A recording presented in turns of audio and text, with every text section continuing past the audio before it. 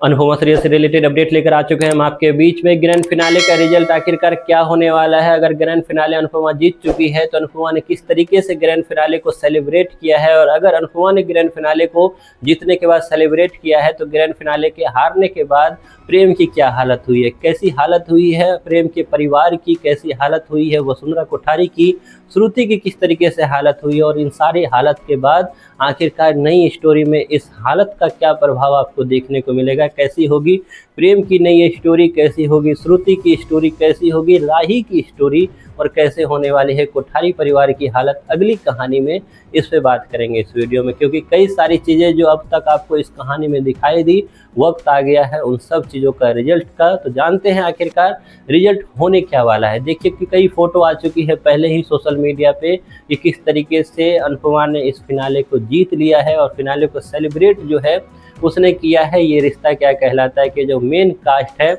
अभीरा या फिर main cast जो अरमान है उसके साथ उन्होंने सेलिब्रेट किया है। कई सारी फ़ोटो वैसे वायरल हुई है, कितनी सच्चाई है या नहीं है इसमें आपको एक प्रूफ मैं ये भी दूंगा कि रिसेंट एपिसोड में जो आपको प्रोमो दिखाई दे रहा है, जो आपको फिनाले से जस्ट 2 घंटे पहले की बातें जैसा कि दिग्विजय कहता हुआ नज़र आ रहा है, जस्ट उससे पहले ही अगर दिग्विजय के सामने अनुपमा के स्वाद चली जा रही है तो अनुपमा ने जो गेटअप तैयार किया हुआ है खुद का, उसी गेटअप में वो अरमान और अभीरा के साथ दिखाई दे रहे हैं उस फोटो में। तो मैक्सिमम चांसेज है कि जो फोटो आई है सामने वो सेलिब्रेशन की, जिसमें सब के सब किंजल से लेकर सब के सब माला पहनते हुए नजर आ रहे हैं। हमेशा से जिस तरीके से डांस कंपटीशन के बाद अनुपमा और उसकी टीम का स्वागत हुआ था मोहल्ले वालों की तरफ से, वही चीज़ करते हुए नजर आ रहे हैं। हालांकि ये बात अलग नहीं है कि अनुपमा की ये पहली जीत नहीं है, हालांकि अनुपमा हर बार जीत जाती है, लेकिन अनुपमा की स्थिति में सुधार आपको 0 सन्नाटा के अलावा कुछ नहीं दिखता। तो ऐसी जीत का फ़ायदा क्या है, आज तक ये भी समझ नहीं आया। आप लोग भी ज़रूर धीर गंभीर होकर 24 घंटे लगाकर ज़रूर आप सोचना कि अनुपमा इतनी एक तरह से जीतती हुई आ रही है, इतनी कंपटीशन जीत गई, इससे पहले भी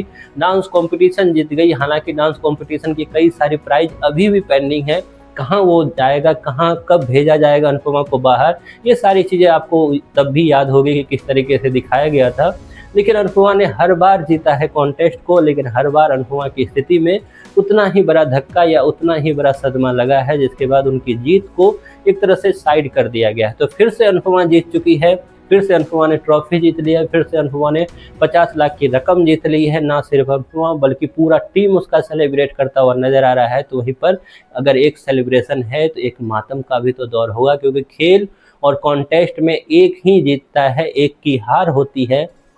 तो सवाल ये है कि जिसकी हार हुई है उसका क्या होने वाला है, क्योंकि हारने के बाद क्या प्रेम अपना मानसिक संतुलन खोलने वाला है, क्या प्रेम को सबसे बड़ा सदमा लगने वाला है, क्या प्रेम अपना ही शकल अपने आईने में नहीं देखने वाला है, क्या होगा श्रुति का, क्योंकि श्रुति बर्बाद होने वाली है इस 50 लाख के कंपटीशन में, क्या श्रुति पूरी तरह से रोड पे आने वाली है, क्या होगा राही का, जब राही के सर पे ठीकरा फोड़ा जाएगा कि तुम्हारी वजह से ही हारे हैं, तुम अगर डे 1 से अनुपमा के साथ नहीं होती तो शायद आज ये जीत हमारी होती। क्या होगा वसुंधरा कोठारी का, जिसने एक तरह से प्रपोजल रखा था